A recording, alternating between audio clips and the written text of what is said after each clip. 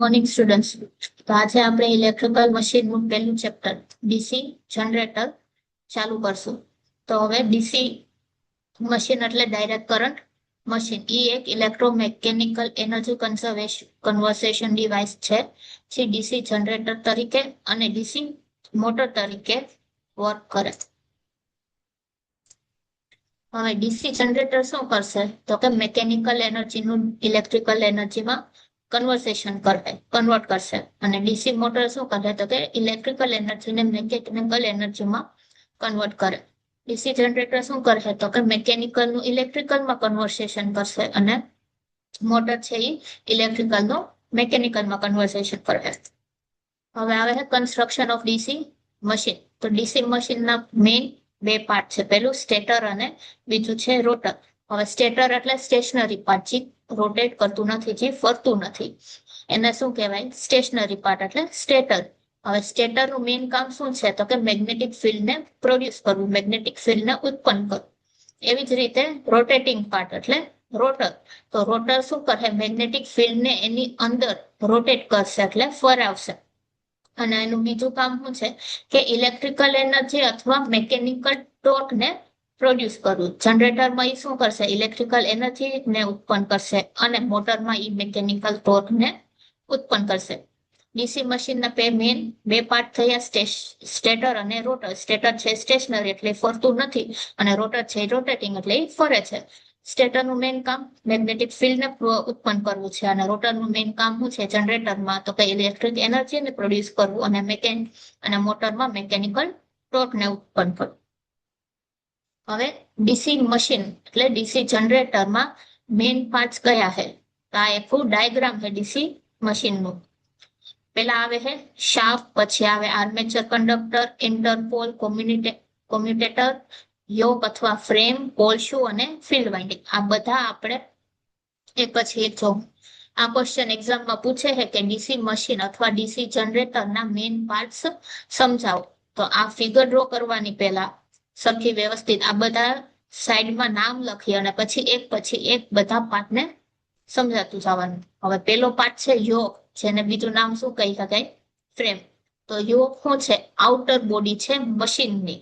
કોઈ પણ મશીનની આ જે બાર બાજુની બોડી છે એ કઈ છે? એને શું કહેવાય? યોક. તો એનું કામ શું છે કે પોલને સપોર્ટ કરવું અને ઇન્ટરનલ પાર્ટને સુરક્ષા આપવી, પ્રોટેક્ટ કરવું. મેઇન કામ શું છે કે પોલને સપોર્ટ કરવું. નોર્થ પોલ અને આ સાઉથ પોલ જે છે એને સપોર્ટ કરે અને ઇન્ટરનલ પાર્ટને પ્રોટેક્ટ કરે. અને મેગ્નેટિક ફ્લક્સ જે ઉત્પન્ન થાય એને શું આપે? રસ્તો આપશે. બીજું કામ તો કે મેગ્નેટિક ફ્લક્સ જે ઉત્પન્ન થશે એને એ રસ્તો આપશે.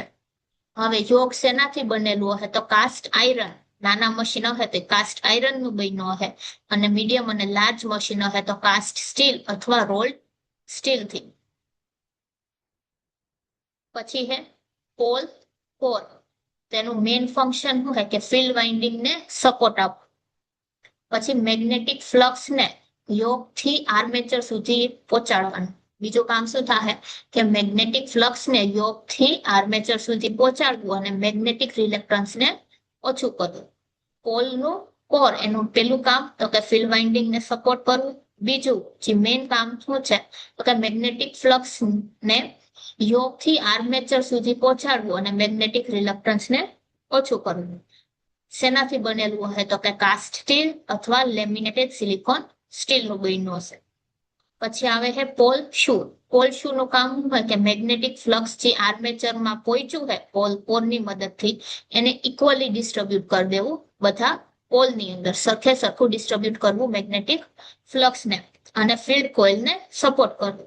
પોલ કોર શું કરશે? મેગ્નેટિક ફ્લક્સને આર્મેચર સુધી પહોંચાડશે. એ જ રીતે પોલ શુ નું કામ શું હોય કે જે આર્મેચર સુધી ફ્લક્સ પૂગી ગયું એને ઇક્વલી ડિસ્ટ્રીબ્યુટ કરવું બધી બાજુ અને ફિલ્ડ કોઇલને સપોર્ટ કરવું.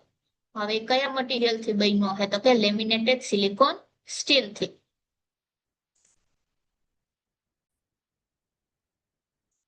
Field winding. ફિલ્ડ વાઇન્ડિંગ શું કરશે કે મેગ્નેટિક ફિલ્ડ જે પ્રોડ્યુસ થઈ છે એને ડીસી કરંટ ફ્લો થાય એના થ્રુ. મેગ્નેટિક ફિલ્ડ થી ડીસી કરંટને ફ્લો કરાવવાનું કામ કોનું છે? ફિલ્ડ વાઇન્ડિંગ નો. હવે કયા મટીરિયલ થી બન્યો હોય તો કે ઇન્સ્યુલેટેડ કોપર વાયર. પછી આવે છે આર્મેચર કોર. આર્મેચર કોર શું છે? House of armature conductor. Armature ના કંડક્ટર નું એક ઘર છે. એ શું કરશે? લો રિલક્ટન્સ પાથ પ્રોવાઈડ કરશે મેગ્નેટિક ફ્લક્સ ને. મેગ્નેટિક ફ્લક્સ ને શું કરશે? લો રિલક્ટન્સ નો પાથ પ્રોવાઈડ કરશે અને મિનિમાઇઝ કરશે eddy current loss by using lamination. Eddy current loss ને પણ શું કરી દેશે? ઓછો કરશે. હવે કયા મટીરિયલ થી બન્યું હોય તો કે laminated silicon steel. Armature core શું છે તો કે આર્મેચર કંડક્ટર નું એક ઘર છે. લો રિલક્ટન્સ પાથ આપશે કોને? મેગ્નેટિક ફ્લક્સ ને. અને એડી કરંટ લોસ ને ઓછા કરશે. મટીરિયલ તો કે લેમિનેટેડ સિલિકોન સ્ટીલ નું બનેલું હશે. પછી આવે છે આર્મેચર વાઇન્ડિંગ. હવે આર્મેચર વાઇન્ડિંગ શું કરે તો કે ઈએમએફ થી ઇન્ડ્યુસ થયું હોય જનરેટર અથવા મોટરમાં એને કેરી કરશે. આર્મેચર વાઇન્ડિંગ નું કામ તો કે ઇન્ડ્યુસ ઈએમએફ જે થયેલું હોય જનરેટર અથવા મોટરમાં એને ઈ કેરી કરશે. કયા મટીરિયલ થી બન્યું હશે તો કે copper conductor with enamel insulation. Material તો કે copper conductor with enamel insulation. હવે આવે છે કોમ્યુનિટેટર. કોમ્યુનિટેટર નું કામ શું છે કે શું કરે? એસી કરંટ જે આર્મેચરમાં ઇન્ડ્યુસ થયું હશે એને ડાયરેક્ટ કરંટમાં ફેરવશે. કોમ્યુટેટર નું મેઇન કામ છે કે એસી કરંટ જે ઇન્ડ્યુસ થયું છે આર્મેચરમાં એને ડાયરેક્ટ કરંટમાં ફેરવશે. શેનામાં? જનરેટરમાં. એવી જ રીતે મશીનમાં તો કે આર્મેચર કરંટને રિવર્સ કરી નાખે. કેના કેવા માટે તો કે યુનિડાયરેક્શનલ ટોર્ક સરખો રહે.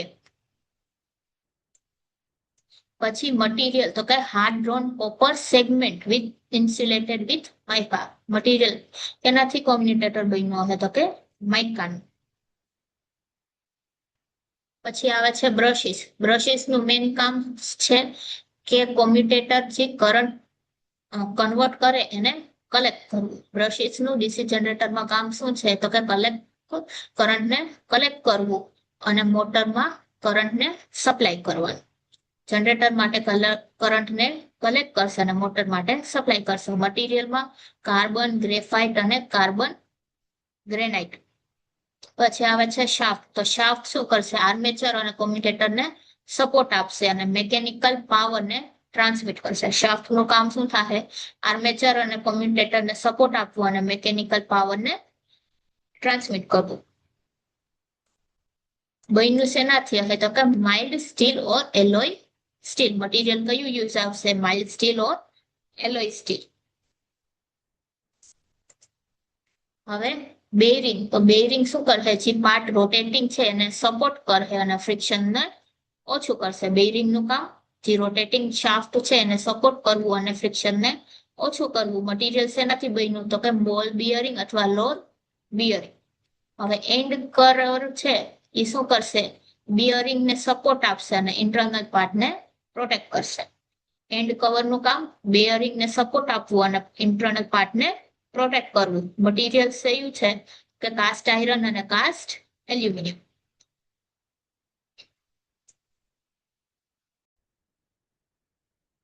આ ક્વેશ્ચન 7 માર્ક નો છે કે પાર્ટ્સ ઓફ ડીસી મશીન અથવા ડીસી જનરેટર સમજાવતા 11 સમજાવવાના આગળ જે પહેલા ફિગર જોઈ મોટરની અંદરના પાર્ટની ઈ દોરી અને બધા એક એક પછી એક સમજાવવાના ફંક્શન લખવાનું અને કયું મટીરિયલ યુઝ થયું છે ઈ.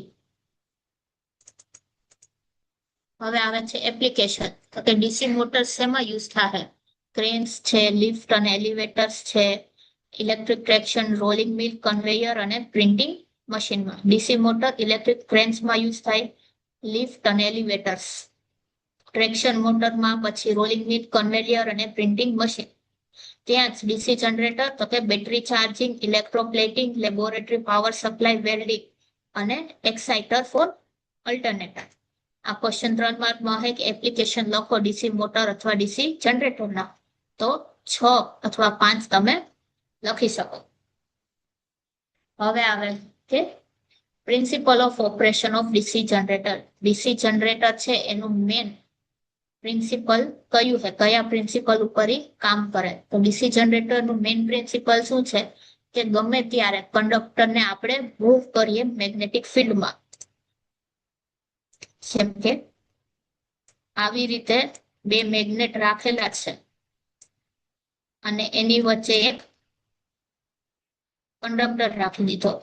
હવે આ કંડક્ટરને ફેરવીએ તો એના લીધે શું થાય, અહીંયા એક મેગ્નેટિક ફિલ્ડ કટ થશે.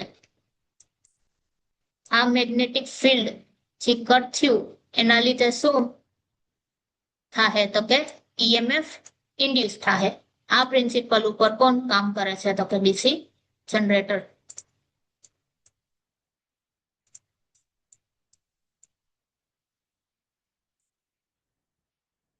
ડીસી જનરેટરનું કામ શું છે તો કે જ્યારે કોઈ પણ કંડક્ટરને આપણે મેગ્નેટિક ફિલ્ડમાં મૂકીએ અને કટ કરે તો શું પ્રોડ્યુસ થાય, મેગ્નેટિક ફ્લક્સ, અને ઈ મેગ્નેટિક ફ્લક્સના લીધે ઈએમએફ ઇન્ડ્યુસ થાય.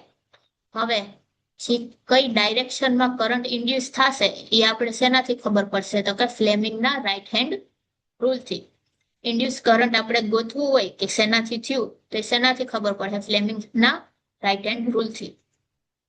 હવે વર્કિંગ જોઈએ તો કે પ્રાઇમ મૂવર જ્યારે રોટેટ કરે તો એના લીધે શું થાય, આર્મેચર કપાશે. આર્મેચર કપાણું ફિલ્ડ પોલમાં તો એના લીધે કંડક્ટરમાં મેગ્નેટિક ફ્લક્સ ઇન્ડ્યુસ થાય અને મેગ્નેટિક ફ્લક્સ ઇન્ડ્યુસ થયું એના લીધે ઈએમએફ આવશે. ઈએમએફ ના લીધે અલ્ટરનેટિંગ કરંટ આર્મેચરની અંદર ઇન્ડ્યુસ થશે. ઈ આર્મેચર કરંટ જે એસી કરંટ ઇન્ડ્યુસ થયું એ ક્યાં જશે પછી કોમ્યુનિકેટરમાં. કોમ્યુનિકેટર શું કરશે તો કે અલ્ટરનેટિંગ ઈએમએફ ને ડીસી આઉટપુટમાં કન્વર્ટ કરીને આપણે બ્રશિસ થી બહાર લઈ લેશું. વર્કિંગ તો કે પ્રાઇમ મૂવર જ્યારે રોટેટ થાય તો આર્મેચર કંડક્ટર રોટેટ થાય, એના લીધે મેગ્નેટિક ફિલ્ડ પ્રોડ્યુસ થયું. હવે મેગ્નેટિક ફિલ્ડ પ્રોડ્યુસ થયું એના લીધે મેગ્નેટિક ફ્લક્સ કટ થશે. ઈ મેગ્નેટિક ફ્લક્સના લીધે ઈએમએફ ઇન્ડ્યુસ થાય. ઈએમએફ શું કરશે તો કે આર્મેચરમાં ઇન્ડ્યુસ થઈ અને કોમ્યુટેટર સુધી પહોંચશે. કોમ્યુટેટરનું કામ શું છે તો કે અલ્ટરનેટિંગ ઈએમએફ ને યુનિડાયરેક્શનલ આઉટપુટમાં કન્વર્ટ કરશે. ઈ ડીસી આઉટપુટ કોને આપણે દઈશું તો કે એક્સટર્નલ લોડ ને કેનાની હેલ્પથી તો કે બ્રશિસના હેલ્પથી. હવે Faraday law of electromagnetic induction. એનું પેલો લો શું છે કે ગમે ત્યારે મેગ્નેટિક ફ્લક્સ લિંક થયેલી હોય વિથ કંડક્ટર તેના લીધે શું થાય, ઈએમએફ ઇન્ડ્યુસ થશે કંડક્ટરમાં. હવે ઈ ચેન્જ શેના લીધે થાય તો કે કંડક્ટરના મુવમેન્ટના લીધે મેગ્નેટિક ફિલ્ડમાં ચેન્જ થશે. પછી મેગ્નેટિક ફિલ્ડ ના મુવમેન્ટના લીધે કંડક્ટરમાં ચેન્જ થયું અને મેગ્નેટિક ફિલ્ડની સ્ટ્રેન્થ પણ ચેન્જ થશે. પેલો લો શું કહે કે ગમે ત્યારે મેગ્નેટિક ફ્લક્સને આપણે કંડક્ટરના ચેન્જ જ્યારે લિંક કરીએ તો ઈએમએફ ઇન્ડ્યુસ થાય કંડક્ટરમાં. એ ચેન્જ શેના લીધે થાય તો કે મેગ્નેટિક ફિલ્ડમાં કંડક્ટરની મૂવમેન્ટ થઈ, કા પછી મેગ્નેટિક ફિલ્ડમાં રિલેટેડ કોઈ કંડક્ટરમાં મૂવમેન્ટ થઈ, અથવા સ્ટ્રેન્થ મેગ્નેટિક ફિલ્ડની સ્ટ્રેન્થમાં કંઈ ચેન્જ થયું તેના લીધે શું થાય, આ મૂવમેન્ટમાં ચેન્જ થશે. હવે સેકન્ડ લો શું છે તો કે magnitude of induced EMF is directly proportional two rate of change of magnetic flux linkage. Induced EMF નું જે મેગ્નિટ્યુડ એટલે ઈ બરાબર શું થાય તો કે ડાયરેક્ટલી પ્રોપોર્શનલ હશે ડીક્યુ બાય ડીટી. એટલે જેટલું મેગ્નેટિક ફ્લક્સમાં ચેન્જ થાય એ જ રીતે કોને રિસ્પેક્ટમાં થાય તો કે ટાઈમના રિસ્પેક્ટમાં ફ્લક્સમાં ફેરફાર થયું તો એ શું થઈ જાય, ઇન્ડ્યુસ્ડ ઈએમએફ. આ કયો રૂલ થયો, સેકન્ડ. હવે એમાં ઈ બરાબર શું છે, ઇન્ડ્યુસ્ડ ઈએમએફ જેનો યુનિટ આવે વોલ્ટ, એન એટલે નંબર ઓફ ટર્ન્સ, ડી5 બાય ડીટી એટલે rate of change of magnetic flux, અને માઇનસ શું ઇન્ડિકેટ કરે તો કે ડાયરેક્શન ઓફ ઇન્ડ્યુસ્ડ ઈએમએફ. આ બે લો 4 માર્કમાં પૂછશે કે Faraday law of electromagnetic induction શું છે. તો પેલો લો એનું સ્ટેટમેન્ટ લખી, સેકન્ડ લો માં એનું સ્ટેટમેન્ટ અને એનું આ ઇક્વેશન, અને આ ઈ બદલે શું થાય, એન ડીક્યુ બાય ડીટી. આ બધું શું છે એ તમારે લખવું પડશે. હવે ફ્લેમિંગ્સનો રાઈટ હેન્ડ નો રૂલ એટલે ફ્લેમિંગનો જમણા હાથનો નિયમ. તો કઈ ઈ શું કહે, ફ્લેમિંગનો જમણો હાથનો નિયમ ક્યારે વાપરવામાં આવે કે જ્યારે આપણે જનરેટરમાં ઇન્ડ્યુસ્ડ કરંટ કઈ ડાયરેક્શનમાં કરંટ ગયો છે એ જોવું હોય તો આપણે કયો રૂલ યુઝ કરીએ તો કે ફ્લેમિંગ્સનો જમણા હાથનો નિયમ.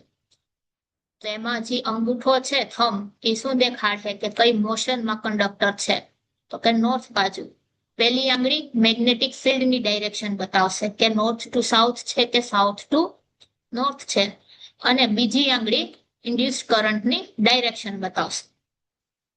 આ 3 માર્કનો ક્વેશ્ચન છે કે ફ્લેમિંગના જમણા હાથનો નિયમ સમજાવો. તો એમાં પહેલા શું લખવાનું કે ફ્લેમિંગનો જમણો હાથ નિયમ ક્યારે વપરાય તો કે આપણે જ્યારે ઇન્ડ્યુસ્ડ કરંટની દિશા જનરેટરમાં ગોતવી હોય કે કઈ દિશામાં કરંટ ઇન્ડ્યુસ થયો છે તો આપણે ફ્લેમિંગ્સના જમણા હાથનો નિયમ વાપરીએ. હવે એમાં શું કરવાનું, થંબ, ફોરફિંગર અને મિડલ ફિંગર જમણા હાથની એકબીજાની પરપેન્ડિક્યુલર છે, જેવી રીતે પિક્ચરમાં છે એવી રીતે રાખી થંબ શું દેખાડે તો કે કઈ ડાયરેક્શનમાં કંડક્ટર છે, કઈ ડાયરેક્શનમાં આપણે કંડક્ટર રાખ્યું છે.